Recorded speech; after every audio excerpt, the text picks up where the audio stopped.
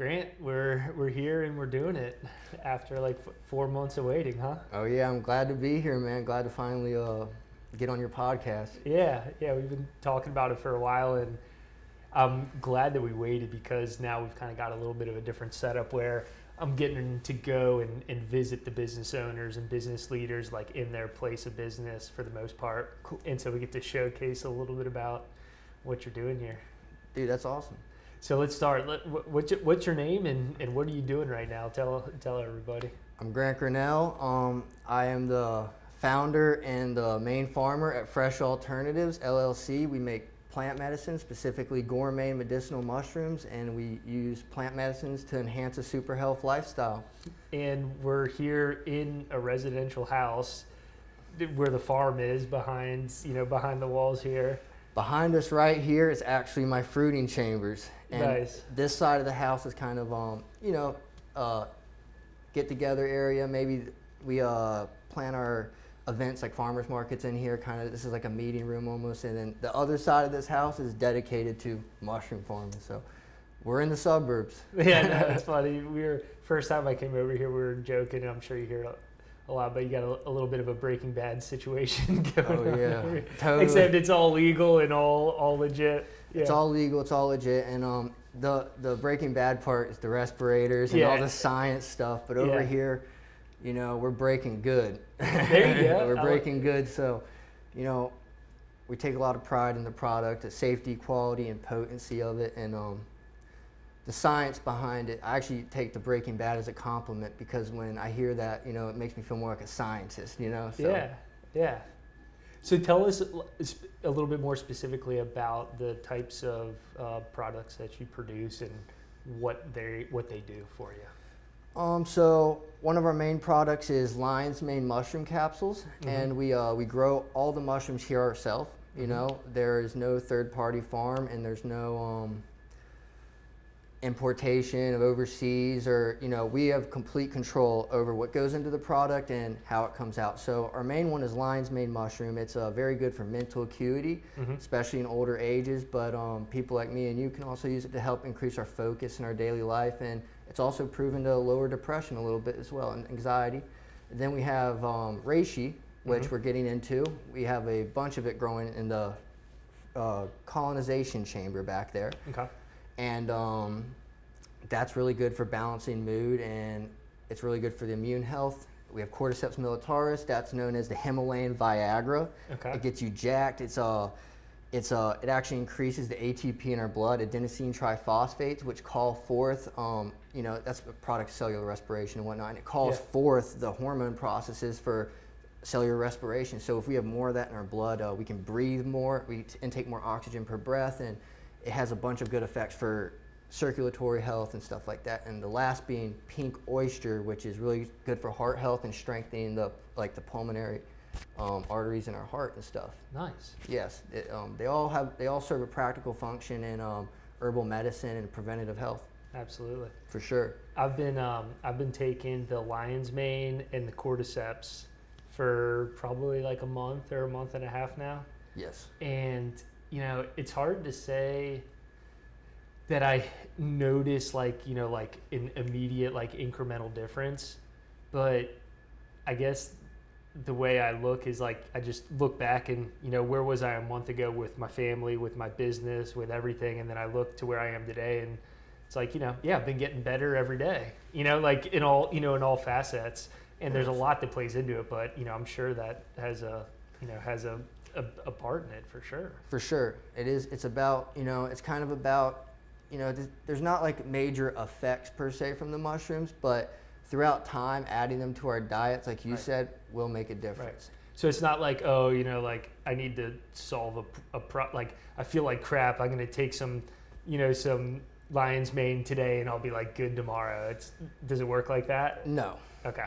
But over time, it's been proven being added to the diet, it can help. And that's one of the things about medicine that, I've picked up on studying herbs and stuff, is that a lot of it has to do with adding it to our cycles and our diets and stuff like that. And especially with preventative medicines, if I had a really serious emergency with health, I would probably still go to a hospital. I'd still take medicine, you know, Right, but to prevent these types of things and clean my body out before that, you know, mushrooms. Yeah, no, that's amazing.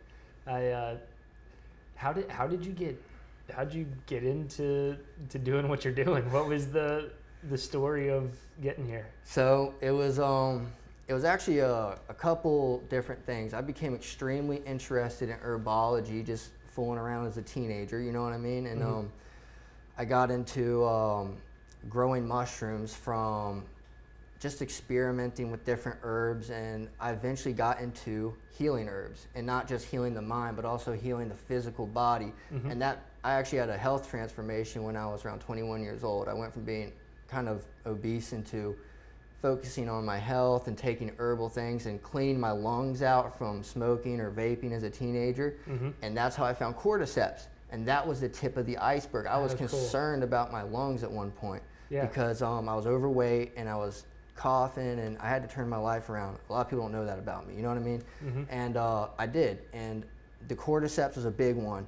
And actually what happened is about a couple months after that, I watched this thing called Fantastic Fungi by Paul Stamets, and it's an amazing documentary. It has slow motion shots of lion's mane growing.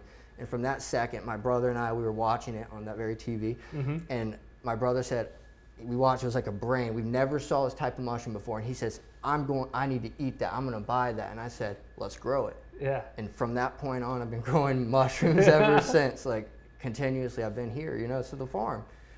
And that's another thing. A lot of people assume it's kind of like a quick thing, but it's just as much farming as any other farm. You know, like I have to carry buckets of water out to drain this system every day. I have to make sure there's no water buildup, any of that type of stuff. So I do have little responsibilities, you know what I mean, along the way.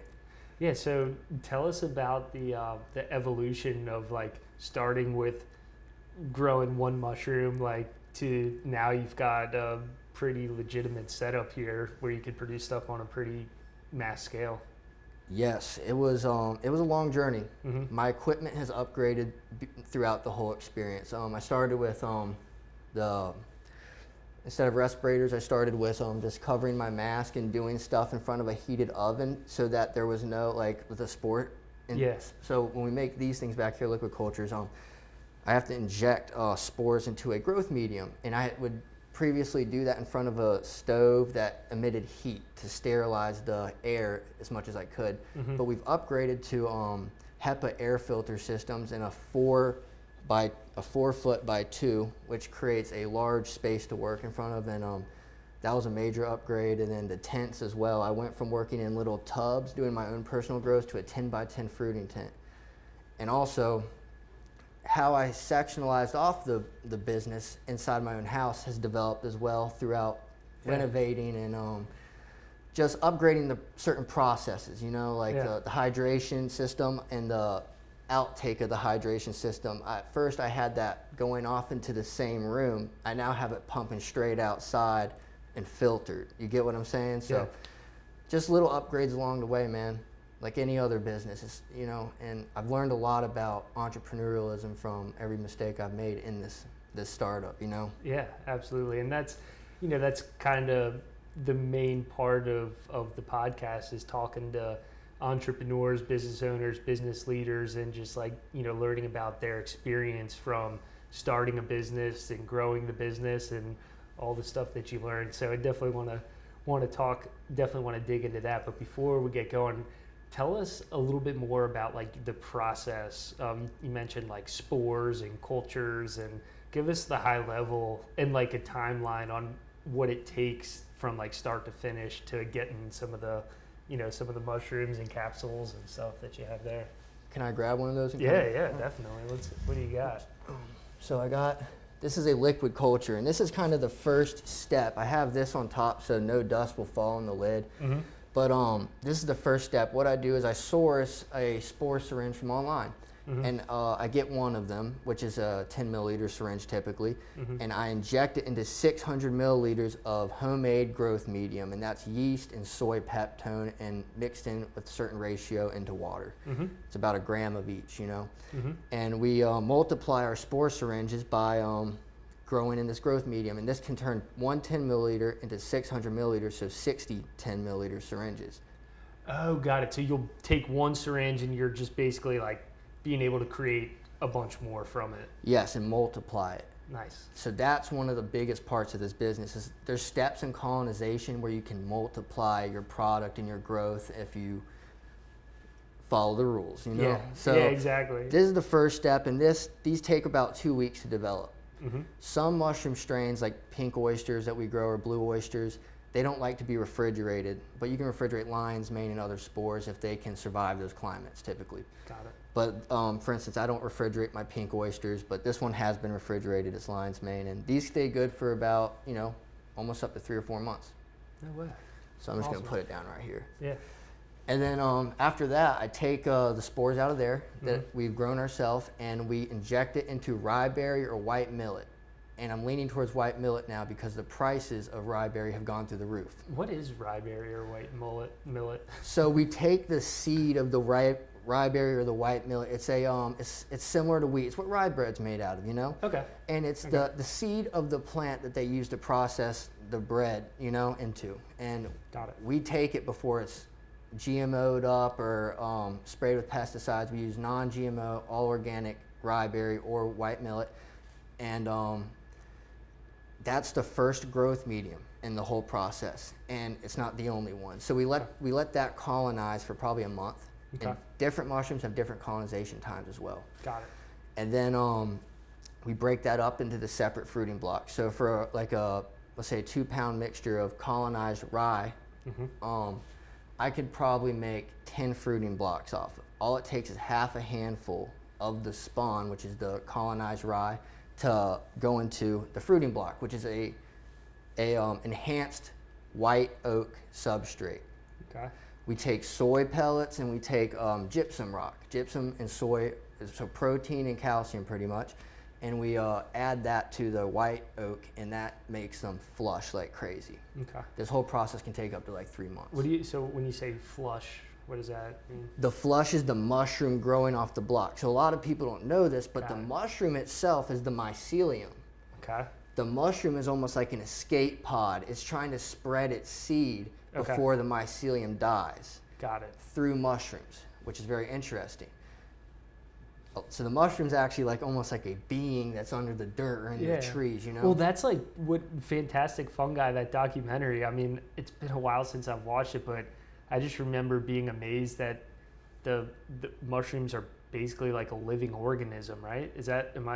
It's like a living organism, and they communicate and they're transferring, like it's all connected somehow, right? Yes, scientists are starting to believe that there's a much larger network of mycelium underneath the surface of Earth, right up in the crust, right where we're walking in between pine trees on our way on our hike. Yeah. There's mushrooms all around us, maybe even sensing the vibrations of our walking. Unbelievable. It's That's crazy. It is.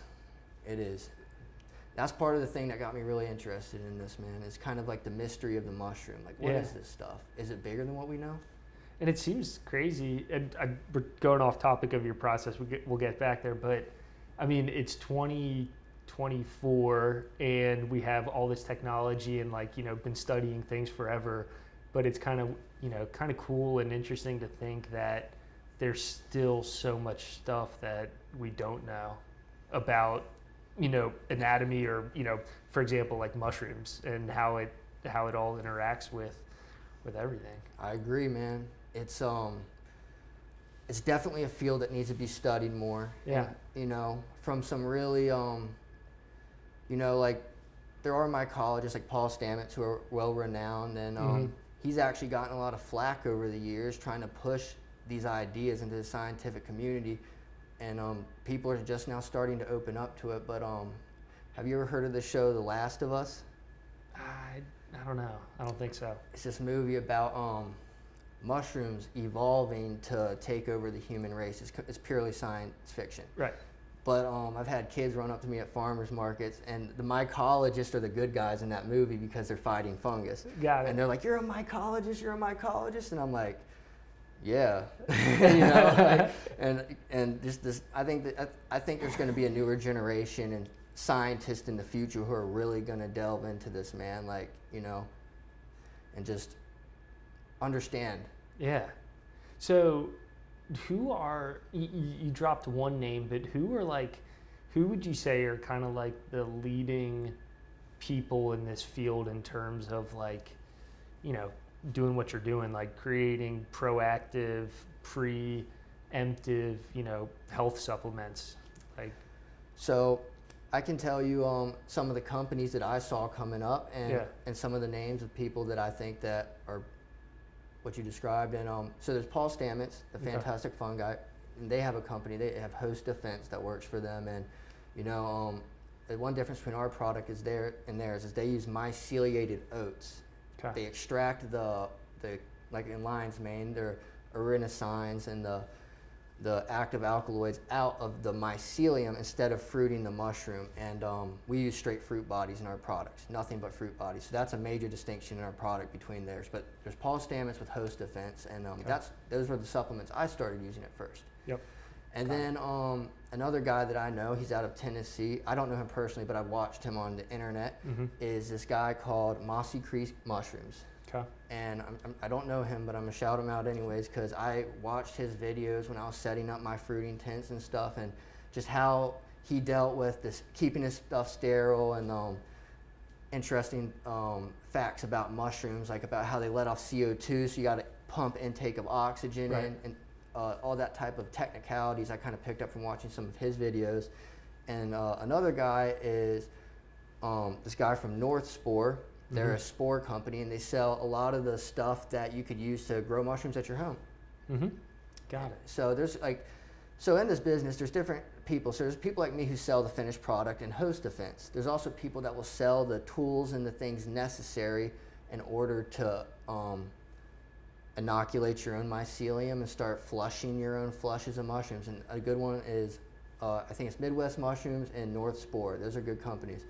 Another people that have a really good spore bank is this place called Spore Works. That's where I got my reishi from. And they have all types of mushrooms. If you're into mycology, check out Spore Works if you're looking for spores.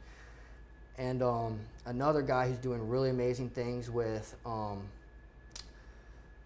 Cordyceps militaris in particular is this guy. His name is, I believe it's John, and he works for Terrestrial Fungi. He is the terrestrialfungi.com, and that's where I get my cordyceps spores from. And he's like the leading guy of finding cordyceps from around Earth and bringing it in and creating spores. And he has to redo it because cordyceps, you have to have fresh spores. Got it. Yeah. So there's a mycology community out there. It's just not as interconnected as the mushrooms themselves yet. I was just about to say it's not like on the same network. But it's happening. That's awesome, man. It's happening. And so it sounds like you just taken a little bit of knowledge from a bunch of different places and put it together to kind of create what you're doing right now, right? Without a doubt. Yeah. I mean, there's no just like one book that you go and it's like step 1, do this, step 2, do that. No. And in fact, most of my education comes off YouTube. Yeah. Mossy Creek Mushrooms, Midwest Mushrooms, North Spore, they all post videos and they explain this stuff. Another guy who has great tutorials on building pressure cookers is Myers Mushrooms. Okay. And he, I don't know a lot of these guys' names off the top of my head, but I've studied from their videos. And Myers Mushrooms, that's where he built my HEPA filter, and he sent it to me. I purchased my HEPA filter from this guy. So that's so cool. Yes, very cool. That's so cool. Well, I'm actually amazed at myself for being able to remember this, and maybe it's because I've been taking my cordyceps or my lion's mane. But where we went off topic was with the mushrooms when they flush, like as part of the process. We were talking about the process, and then you're saying like we got to the step where they flush, and then I took us off tangent from there. So like going back to the process, we've like kind of incubated it almost, or we've got the spores, we've put it into the, help me out here, kind of recap what we were doing. So we take the spores out of here, we put it in the spawn, it colonizes. That takes probably 2 to 3 weeks, depending on strain of mushroom, and then or variety, it's not a strain, but then we take that, we break it into fruiting blocks, it recolonizes the fruiting blocks. Okay. That's another multiplication step similar to that. Mm-hmm. And then the fruiting block colonizes, I put it into fruiting. And to put it into fruiting, actually, you have to set certain conditions, and they're specific for each mushroom. So for instance, I can grow lion's mane and pink oysters together because they activate. As soon as I open the fruiting block bag and I expose it to the outside environment and the humidity in the fruiting tent, the mushroom senses that, the mycelium, and it starts propagating the mushroom itself. It starts growing to release spores. And different mushrooms, for instance, like blue oysters, cannot grow in the same tent because they want a colder temperature. Mm-hmm. So I have to curate each growing environment to the specific mushroom I'm growing. Got it. And when I get it just right, they flush. Okay. Yes. Okay, got it. Another example of that would be reishi doesn't use any hydration to spawn. All I have to do is cut the bag open and it starts growing antlers. They're like little brown antlers. They look like deer antlers. No way. Yes, and they're really cool, and it's one of my favorite mushrooms actually, medicinally and just for growing. Yeah. And it takes no water. I don't even put it in a fruiting tent. That's wild. It is, yeah. And cordyceps is its own thing. Mm-hmm. It's very, I would say it's definitely a little bit beyond an intermediate level grow. You have to follow this recipe. You have to add proteins, a men's daily vitamin, you have to add kelp, mm-hmm. and all these different nutrients because cordyceps in nature actually grows on parasitized dead insects. Okay. And it takes over their brain, and they bring it back, like ants for an example, into the hive. So, and then when they pass on, the mushroom will grow out of their head, and the other ants will pick up on the spores, and then boom, the whole hive is dead. Oh my gosh. So it hunts. And when I figured that out, it kind of freaked me out at first. That is wild. And that's why you're wearing a mask when you're dealing with spores? Well, that's to protect my lungs and stuff. Because when we grow a lot of mushrooms in here, I try to pick them before they spore to keep my growing place clean. But got it.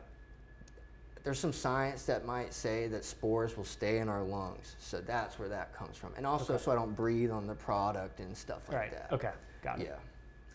But cordyceps does hunt insects, so that one is harder to grow than the ones that just grow on wood. So you got to research each mushroom and you got to recreate its natural environment, and that's the job. We pretty much bag up replicated dead trees, mm-hmm. inject the spawn, let it take over, then boom, put it in the right environment, watch it grow. That's wild. Yes. So from generally speaking, from start to finish, how long, let's say for cordyceps, because it's probably different for each type, but for cordyceps from start to finish, how long does it take to get a finished product? Cordyceps actually takes a little bit longer than all my other mushrooms, and it can take up to 4 months. Okay. Yes, it's a very particular mushroom, and mm-hmm. it's a little bit harder to get to engage because you have to get the recipe just right. Got it. And so with cordyceps, you have to grow them in plastic bins. It's called a plastic tub tech. Mm-hmm. And literally, something I've had happen to me when I first started was the humidity in the tub would rain back down on the mycelium. So I had to figure out, what's the problem with that? And so we started wiping the tubs out in a sterilized environment. But the optimal idea is to keep it closed until it flushes. Got it. Yes. And then how long would so 4 months for cordyceps, how much is lion's mane? Lion's mane from start to finish and I say this from injecting the spawn. Right. I would say 2 months. 2 months. 2 months max, yeah. Man, so in all those steps, if you work so hard, you're 3 months down the road, you're about to, you're getting closer to a big, harvest. You really don't want to mess something up at that stage, right? No, and that's a part of it, man. So when the temperature changes around here, my AC system kind of sometimes, because it's an older house, it will kind of go into fritz. Yeah. And I have to be here because it will actually disengage my humidifier. And if that turns off for even 1 day, the mushrooms will dry up and stall their growth. Oh, no. Yeah, so you have to be over here with all those technicalities. But that's part of all the mistakes that I've made mm-hmm. to learn this business led to me being able to maintain it a little bit easier, Yeah. Made plenty of mistakes though. Yeah, I mean, it's just your story is very similar to a lot of business owners that I talk to. It's you start with a passion for something, And like with you, you had like a personal reason as well, not only the passion, but you were, you wanted to go on a journey of, becoming healthier and cleansing. Yes. And then you start something because you have a passion for it, and then you learn as you go, right? Yeah. And the best way to learn is by making mistakes. Yep, that's the truth of entrepreneurialism right there. Yeah. We learn from our mistakes, and we just try not to do it again. Yeah. And yeah. Well, and also it's just step by step, like building blocks. You look at a company and you're like, how did they get to where they are today? And what you don't realize is the 10 years or 20 years of work that they were doing, step by step, gradually, to get into a point, Yeah. That's also what you've been doing, is just step by step, huh? At the beginning of that long ladder, man, Yeah. Like a lot of my mentors told me when I started this business that it might take 7 years or so for you to really get your brand out there. Mm-hmm. And, I'm passionate about mushrooms. So for me, like, I'm willing to do that, and walk Right. that path and make the mistakes and learn and keep up with my relationships and stuff in this regard. You get what I'm saying? So Definitely. the passion definitely helps with that big time. Absolutely. And, the passion is what keeps you going when you hit a roadblock or you make a mistake or you get a setback. That's what just keeps you going, for the next round. Yes. And, a personal roadblock I've hit is I had a mistake on my labels, and I was going around for a while, and I had to rebuy $3,000 worth of labels at some point. Yeah, and so as a startup, that's kind of a cost, really. That's a big cost. It is, yeah. So, but I did it, and if I wasn't passionate about it, I may have been like, this isn't worth it to me, But yeah, I try to keep my energy high mm-hmm. when it comes to the business and just in general, and persevere no matter what. Mm-hmm. When stuff gets hard, instead of just folding up and procrastinating, that's when you get out there and and my dad, he helped me a lot with that. My dad's an entrepreneur as well, and you've met him. Yeah. And he's been kind of a great mentor for me in this as well. Yeah, you got a good person to draw on for experience with him. And he keeps that repetition going. Like, he's in the background, like, "Hey, Grant, have you done this today?" That's awesome. And, well, everybody needs an accountability partner or a mentor or a coach or someone.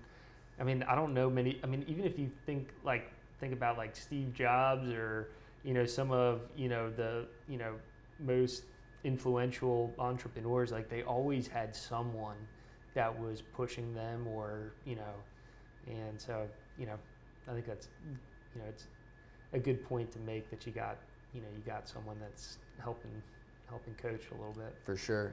Yeah. And it's really interesting. I think that is definitely a dynamic to business, is getting together with someone, you know what I mean, and mm-hmm. putting your ideas together. And my dad's been there. My mom helps me with the farmers markets and stuff like that. So what is you mentioned farmers market, what is your main distribution channels? So online, we have a website, freshalternatives.com. Cool. And that name came up out of nowhere, and I found the .com for it. I was so happy. Yeah. I didn't want to no be one else owned .net. that one yet. Yeah. Or .iq.co or something. Right, yeah. But so online, and then farmers markets. But one thing I've learned actually is doing the in-physical personal sales actually has driven my online a little bit. Really? Yeah, so I work with a marketing team called Wilmington Design Company, mm-hmm. and they're excellent. I suggest them to anyone trying to market their product. Cool. I love them. They're really good people. But they've been helping me read my online analytics and understand where it's coming from. And recently I figured out that the market I did at Wrightsville Beach has really driven maybe just 40 people a month to my website or so. Hey, but that's a lot, man. Yeah. Definitely. Oh yeah, for sure. And I'm just trying to capture that audience. I don't want it to slip through the cracks when they come and check us out. So, we're trying to educate. We're trying to just educate people as much as possible about mushrooms, get rid of mycophobia. Yeah. Mycophobia is it's a virus of the mind, where Okay. people see mushrooms and they say, that's probably going to kill me. Mm-hmm. But it's not true. These things have been used for centuries in other countries for medicinal purposes or teas to prevent health issues and stuff. So, Yeah. that's something in the United States that I've run into. People have been like, it's not going to hurt me in it, is it? Or, some people have, but anyone can grow mushrooms at home. Mm-hmm. Anyone. It's not difficult. It's a natural process. You can just pretty much hijack and take and use yourself, the growth process. And that's part of it, is the education. Man, that's such a good point. Because I was going to ask, how much, when you look at your sales and marketing strategy, how much of your selling is actually more so educating, right? Like to create that need, to create that demand, people have to understand what the benefits are and stuff like that. Tell me a little bit more about that. I mean, that's smart observation. That's 100% how I sell, through education at this point. Got it. I rarely have a customer come to me that doesn't need a little bit of education on my product. Mm-hmm. A lot of people send emails on the website. It says contact us, and they'll ask me about it, what mushrooms would help them and stuff. That's one of the things in barrier to entry. Mm-hmm. To increase sales in this field, you're going to have to educate, you know what I mean? Yeah.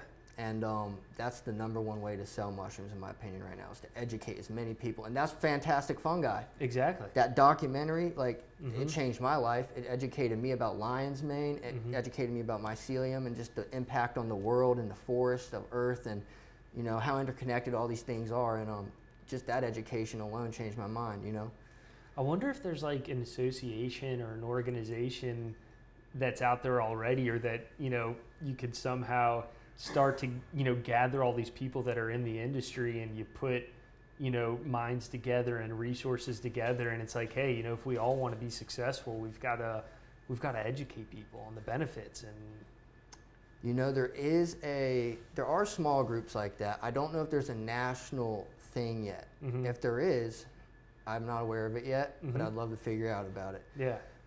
It's something that really needs to happen, especially between farmers and manufacturers and people who market it and that type of stuff, Yeah, yeah. And bring the science into, like Paul, John Hopkins, they're doing stuff with psilocybin research. They need to also look into lion's mane as well, just right. Because it's not as psychoactive doesn't mean like it can't work hand in hand, you know what I mean? And that's something Paul Stamets created, was this microdose regimen using psilocybin, lion's mane, and niacin.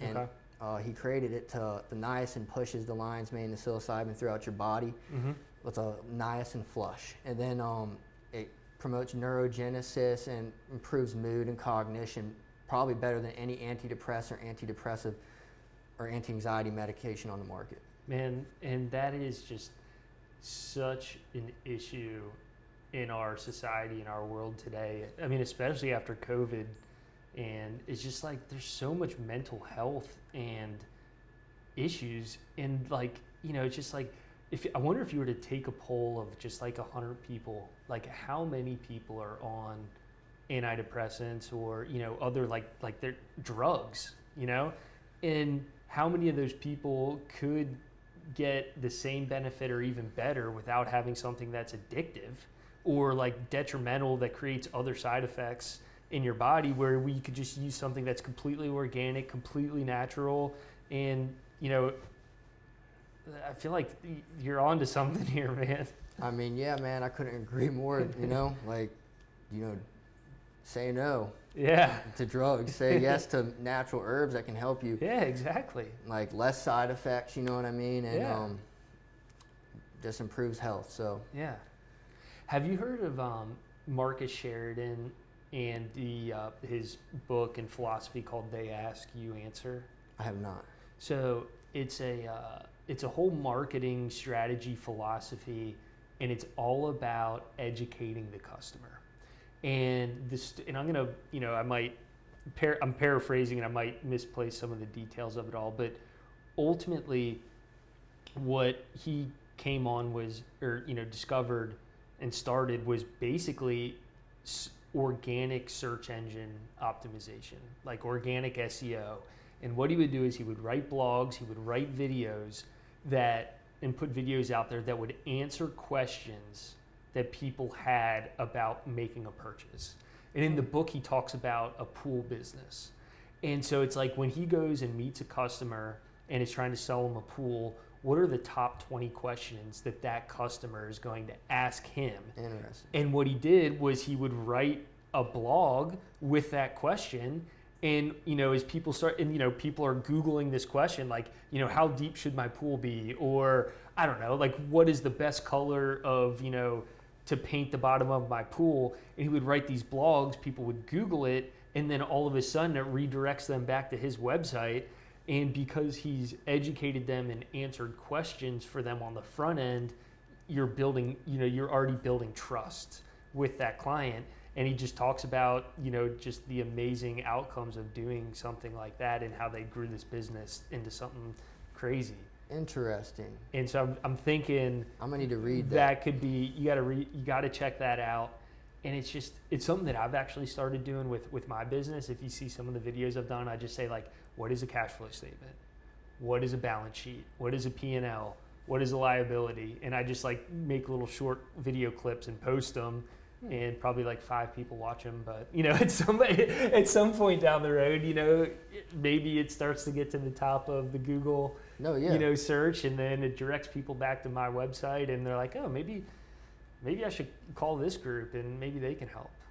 Yeah, no, that's right on. Like, so I actually, my marketing company, Wilmington Design, they are helping me create my first blog, and we're gonna get that launched pretty soon here. Nice. And we're gonna start just doing, as you said, educating people, keeping them updated, and linking it back to the website. Yeah, exactly. Using the SEO keyword search and just putting those words into the bodies of text that we're using, and trying to get to the top of Google, like you said, and yes, that's something I'm really looking into right now. Yeah, you should next time you talk with them, ask them what they know about. They ask you, answer. They ask. And market share it in. I'd be surprised if they didn't know. But I think that would be something that could be pretty beneficial. I mean, totally, man. Like, so I'm at the point in my business now where I'm really just getting to marketing and learning about all this stuff. And it's actually one of the funnest parts of business. And it's just because, like, for me personally, to test my product and see how people respond to it, even if it's not the way I want the impression to go. If they make an impression on the website and I can see where they stopped or how far they went into my information, I can analyze that. And to me, that's super fun. And I'm kind of working on getting some deals going on my website so that I can help people get all of my mushrooms and all the healing benefits for a little bit less than the standard monthly subscription price. I was just about to say, do you have like a monthly subscription model or something like that? Right now, that's what we're doing. And that's awesome. Yes, we have a couple monthly subscribers, especially for the Lion's Mane. Yeah. Something that a lot of people want to keep in their health cabinet. And I mean, talk about a good business model. I mean, you think about subscription-based companies, those are some of the most valuable companies out there, because you have a good product, you do the work one time of getting that customer, and then they become a lifelong customer, or a long-time customer, and your cost to acquire that customer just gets smaller and smaller and smaller over time. And then next thing you know, it's just, it's like my my Chewy order for my pets. It's like I get on the subscription, and the next thing I know, I'm like, damn, another box showed up. Like, I forgot to cancel that. No, I'm subscribed to Vitamin Shop. I get Celsius, all that. Yeah. So I'm right there with you. And it's really a better way of doing supplements as well, because people don't want to have to click Lion's Mane or all 3 supplements they take, every month. So it is a great business model. Thank you for saying that, because I'm really proud of it, man. I had a lot of people push me in that direction, That's awesome, man. Yeah. So what's your day-to-day look like? Being a farmer, being the business guy, being the sales rep, being the marketing agent, being the logistics guy, how do you juggle it all? Man, I start early in the morning, wake up around 7. That might not be early for some people, but I wake up at 7, and the first thing I do is I check the humidifier. Okay. I make sure the water system is feeding the mushrooms, and I just do all the basic the rundown, which is the humidifier, make sure it's full. I check the mushrooms out themselves, see if we got any ready to pick, take a mental note of that. And then clean. I have to wipe down I use plastic shelving in my fruiting chamber. Mm-hmm. I used to use stainless steel racks, and there's so much humidity in there that like this rust formed and I couldn't get it off.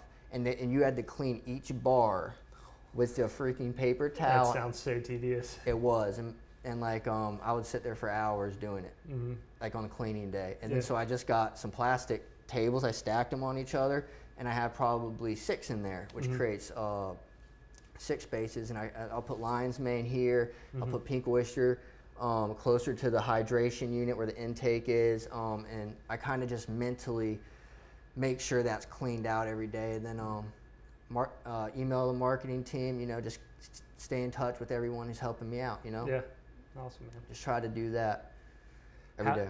What do you, 5-10 years down the road, what do you want Fresh Alternatives to look like? What would be the the ideal future state of the business?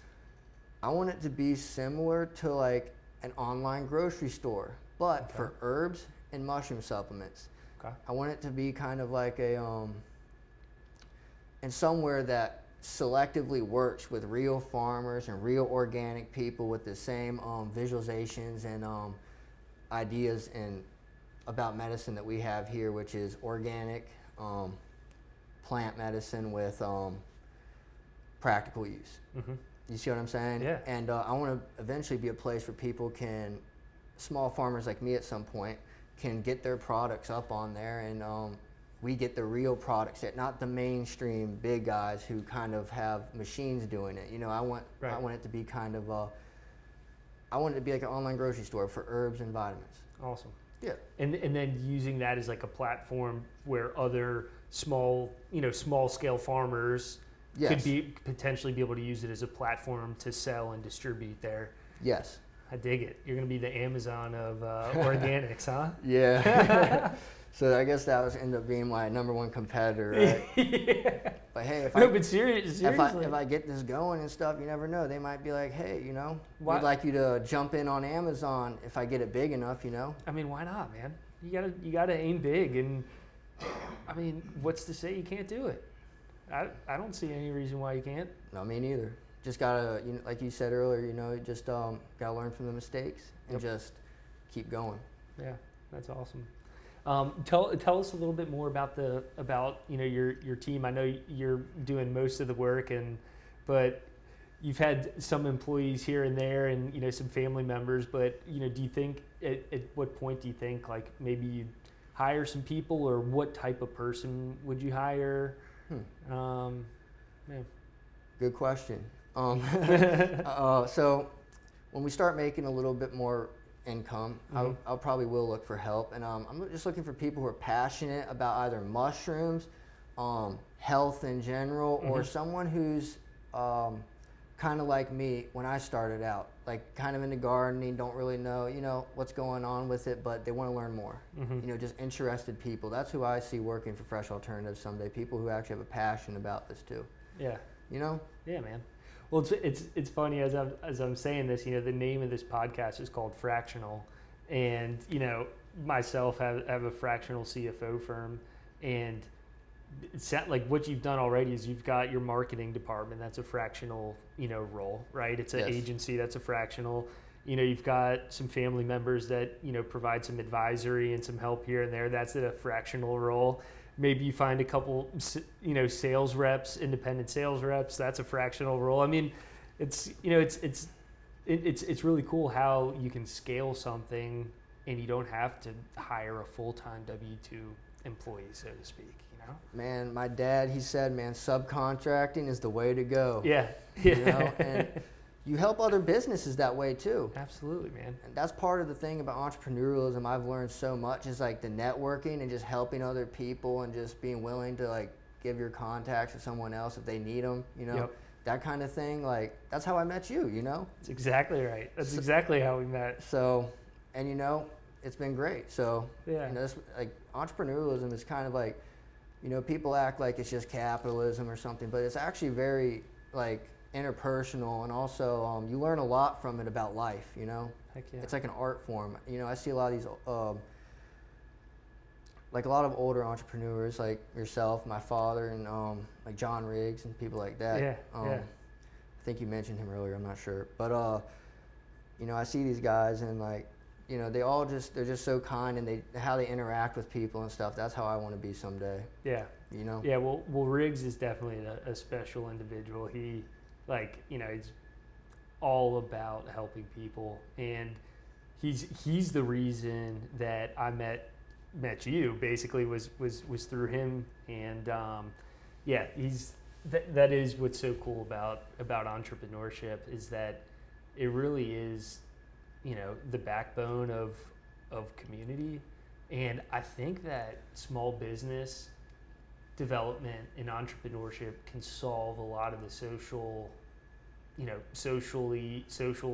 economic issues that we have in the country. I mean, you know, there's just so much junk and BS and, you know, out there, and I feel like small businesses are the ones that can kind of stick it to the man a little bit and say, you know what, I'm not down with that. Seriously, I'm going to go and do it my own way, and I'm going to do it the way that I think's good. And guess what? I'm going to hire people. I'm going to bring money into our community. I'm going to help other people have a livelihood, and, you know, I'm just going to try to make the world a better place. It's all good. Yeah. You know what I mean? So, like, I couldn't have said it better. Yeah. It's all good. There's only positives if you think about it. And I've been saying this for years. Why don't they teach finance or entrepreneurialism in middle school? Why can't we pay our taxes? Like, when I get out of high school, I should be able to know how to pay my taxes. What's the best way to do it at a certain point? You know, who to talk to. Or at least know what questions to ask, right? Yeah, without a doubt. You know? They don't even give you that, you know? It's kind of backwards. You know, like in first and second, or I can't remember specifically the curriculum, but like, you know, I learned geometry. I learned, you know, yeah, like, for example, I can't think, but like geometry, it's like, you know, I don't think I've used geometry in any part of my, you know, in any part of my professional career. Maybe I have, but what about, like you said, like, what about a personal finance class, or like just what is a bank account? What is a credit card? Like, did you know that you actually have to pay your credit card balance? You know, and if you don't pay, you pay interest. I wonder how many people out there truly don't understand how a credit card works, and they learn the hard way. They learn the hard way, man, and it's just amazing, you know. Mm-hmm. And I've been very fortunate to have people in my life who can explain these kind of entrepreneurialism and business and that type of stuff, and personal finance and whatnot. But I'm still learning on the daily, especially about financing my own business and like deadlines, and like, that's a serious side of business, but it's not really well educated in school. And if you don't do it correctly, you pay harsh fines, you know? Yeah, definitely. So like, if you're going to be someone in this society, like, it would only make sense to teach these types of things, you know? Yeah. And also, we need to get mycology classes too. Yeah, exactly. So, you know, the next generation knows exactly how to get these things flush and big, you know? You know? Yeah, man. That type of stuff. Well, maybe you can, maybe you grow this business and get it cranking, and, you know, and who knows where you can take it, you know? And you never know. My company may end up being an educational company someday. That's the thing. Like, you start a business and you have an original plan, and then you find out how the market works and you make tweaks. Like, you know what I'm saying? I love it, man. You couldn't have said it better. And that is what's so cool about about small business and entrepreneurship is, you know, you start, and then, you know, you don't necessarily know where it's going to end up, but you keep adapting and identifying other opportunities, and, you know, from point A to point B, you know, you never know. There's this Steve Jobs quote that I love, and I used it in a commencement speech that I did for our graduate program at UNCW, but it's something along the lines of, you know, you can't connect the dots looking forward. You can only connect the dots looking backwards. And you've got to trust, you know, basically work hard, put your head down, and just trust that, you know, the dots will connect in the future.